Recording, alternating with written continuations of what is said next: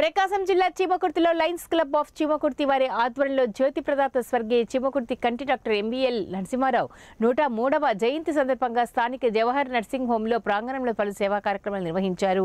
ముందుగా ఎంబీఎల్ నరసింహారావు చిత్రపటానికి పూలమాల వేసి నివాళి అర్పించారు. అనంతరం నిర్వహించిన సేవా కార్యక్రమంలో 3 పేద మహిళలకు కుట్టు మిషన్లు, 1 పేద ఇంజనీరింగ్ విద్యార్థికి ల్యాప్టాప్లు, దుప్పట్లు, చీరలు పంపిణీ చేశారు.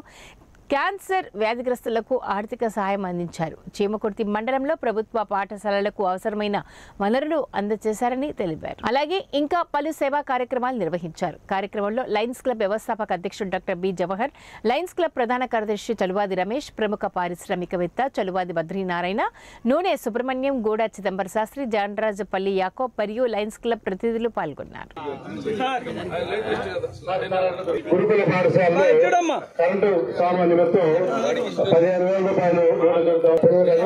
ఎలక్ట్రీషియన్